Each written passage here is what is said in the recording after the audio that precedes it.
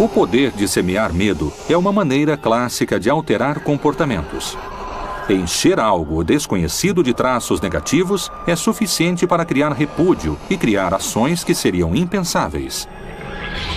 O medo do desconhecido causou as reações mais surpreendentes ao longo da história. Inimigos imaginários que foram sacrificados por acreditarem que eram capazes de qualquer coisa. O medo interfere nas condutas racionais.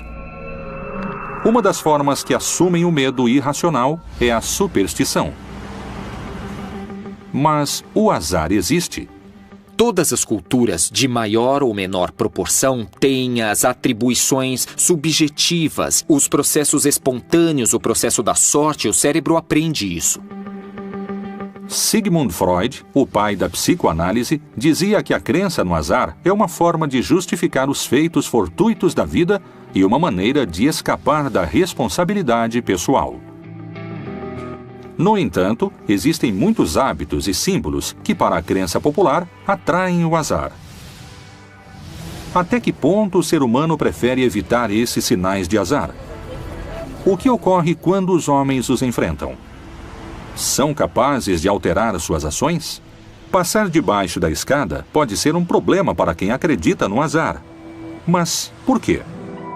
Esta superstição também vem de tempos antigos, especialmente das religiões ocidentais, como a católica, que baseia sua crença em um Deus de 3 pessoas, a Santíssima Trindade. A escada, que se apoia na parede ou se abre em 2 partes, forma um triângulo com o solo, que se identifica com a Santíssima Trindade. Atravessá-lo é um símbolo de profanação do sagrado, e disse que é um modo de abrir o portal do inferno. Poucos se atrevem a passar. Na maioria dos casos, evitam, o que demonstra que essa superstição ainda está vigente. Acreditamos na sorte e no azar porque é uma atribuição e que nos encanta acreditar. Isso nos encanta e, para o que não temos explicação, criamos certos tipos de rituais mágicos. Considera-se que os gatos pretos são outro símbolo do azar. Durante a queima das bruxas na Idade Média, os inquisidores presumiam que elas podiam se transformar em gatos pretos. Por esse motivo, começou-se a fugir deles.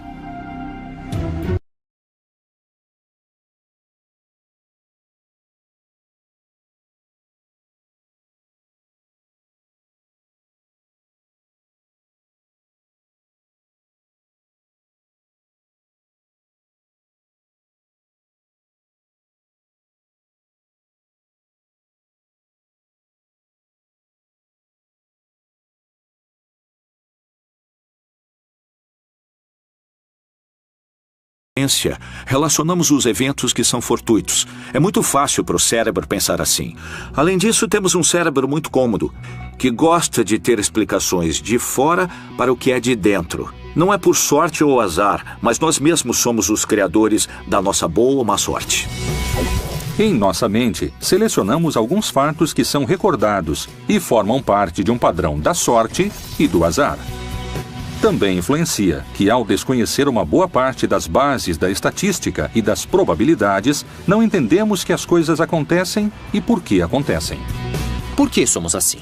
Porque temos uma base para sermos assim. O fenômeno da sorte, de acreditar que haja boa sorte, nos dá dopamina. Não somos máquinas. Um computador não pode fazer esse processo. O cérebro tem que aprender por onde se mover, por onde mover esse corpo.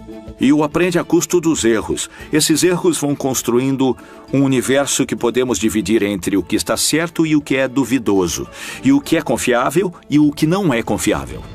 Podemos atribuir traços negativos a algo ou a alguém para que seja temido, e a história nos dá um exemplo desse mecanismo.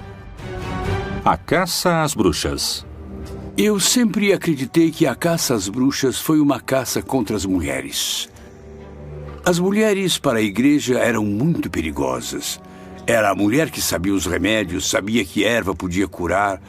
Então esse conhecimento se constituía num elemento muito perigoso, porque não era o santo que tinha a cura, A luta contra as bruxas é confundida com a luta contra o paganismo e as heresias, e tudo que não respondia aos cânones da fé católica era visto como um inimigo potencial.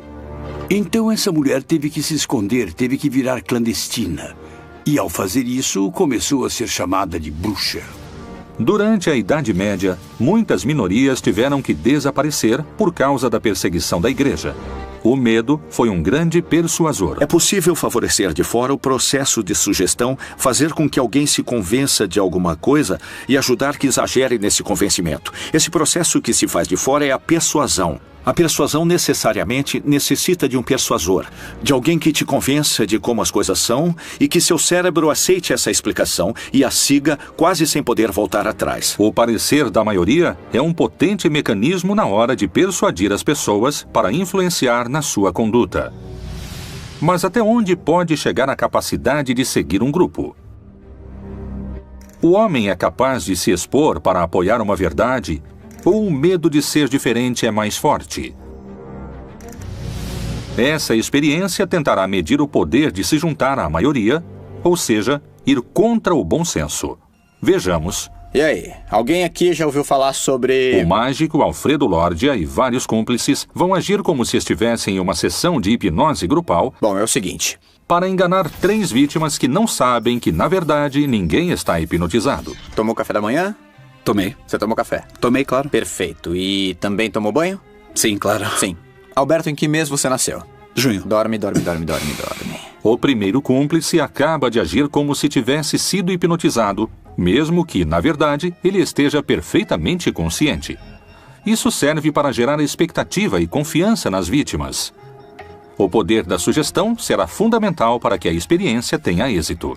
Isso depende primeiro de neurônios no espelho, que são neurônios que copiam condutas sem que você use nenhum elemento lógico e congruente para sincronizar isso. Mas esse é um processo, esses neurônios no espelho, de socialização. Nós somos animais que socializamos, diferente dos outros mamíferos. Eu vou contar até 3. Essa experiência se baseia no conhecimento que temos do cérebro. Calma, fiquem tranquilos. Todos vão se sentir assim. 1, 2, 3. Sentem-se e durmam. Eu quero que vocês voltem. Apesar de não terem sido hipnotizados, todos agem como se estivessem, inclusive as vítimas, que até imitam animais do zoológico. Tá todo mundo no zoológico, vocês fazem parte dele. Animais, parem. Festa. Todo mundo dançando, é isso aí. Muito bem, essa é a situação. A banda chegou na festa e a banda é legal. Agora a festa tá acabando. Eu quero que vocês voltem pros lugares. Fechem os olhos. E agora? A necessidade de socializar é tão forte que os faz imitar o resto. Podem acordar. O que acontece quando dizemos a verdade? Sei lá, me sinto estranho, um pouco perdido. Eu achei a experiência um pouco curiosa. A gente agiu como a sociedade age. A gente tentou se encaixar na sociedade, então é interessante a maneira como nos deixamos influenciar. A maneira como ele nos persuadiu, eu sei lá, como se diz, fez com que agíssemos bem assim. Seguir as pessoas pelo que faziam, eu não pude evitar, fui lá e fiz. Se eu me comportar como a grande maioria das pessoas, liberamos no cérebro e nos neurônios mais dopamina. Então eu me sinto recompensado. Isso é um fenômeno que todos os seres humanos passamos em algum momento da nossa vida.